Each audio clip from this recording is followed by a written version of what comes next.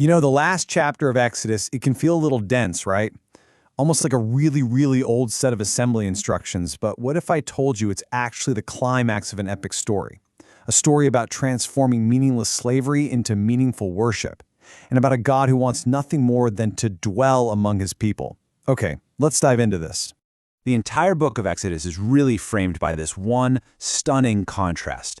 It all starts with the Israelites being forced to make mud bricks, just this hopeless, soul-crushing toil for a cruel Pharaoh. But look at where it ends. Those same hands are now willingly, joyfully crafting a sanctuary of fine gold for their divine king. I mean, this isn't just a change of scenery. It's a complete redefinition of work, of identity, of purpose itself. So to really unpack this incredible transformation, we're going to treat it like a 5-act drama. First, we've got the prologue, the journey from bricks to glory.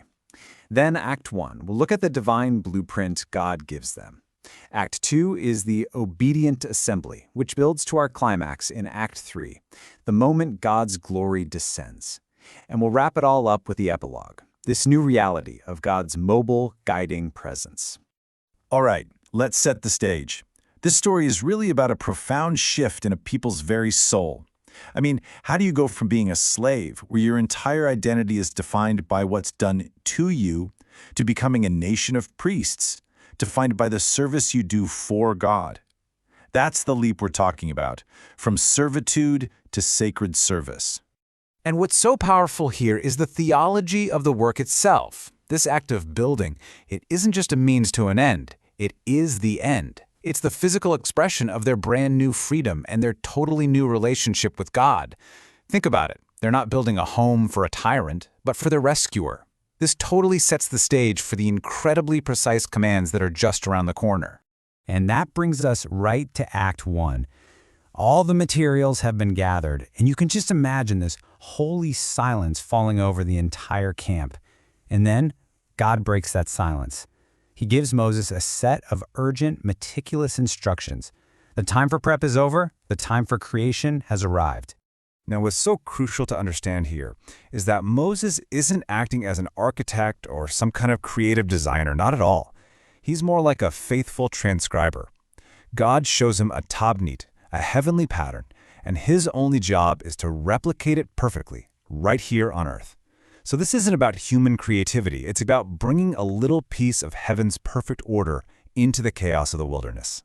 And God's instructions, they're incredibly specific, starting with the date, the first day of the first month. This is basically New Year's Day for their second year of freedom, and it's a deliberate echo of Genesis. It's all about a new beginning, a new creation. The assembly itself follows this sacred logic. You start with the very heart, the Ark of the Covenant, which is like God's throne on earth. You conceal it. Then you systematically furnish the space, bringing in all the elements of life and worship. And finally, you consecrate everything and everyone with oil, marking them as holy and set apart for God. So now we're moving into Act 2, and this is where we see that divine blueprint start to come to life.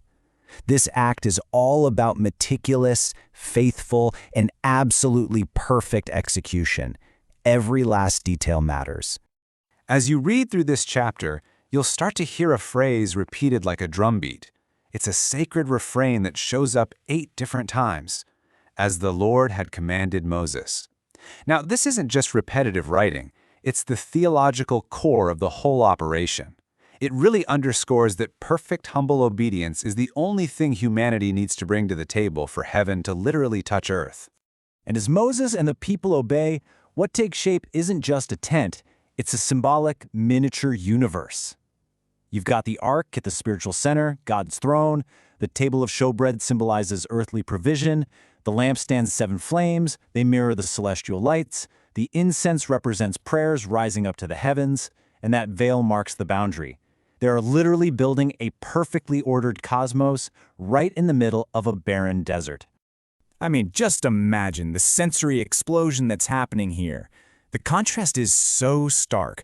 Outside, you've got the wilderness. It's dull, it's chaotic, it's just the howling of the wind.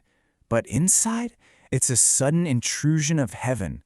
Your eyes are hit with vibrant blues, purples, and scarlet, the glitter of gold everywhere. You hear the sizzle of incense and the gentle chime of the high priest's bells. It's a complete shift from the mundane to the sacred, from utter chaos to perfect order.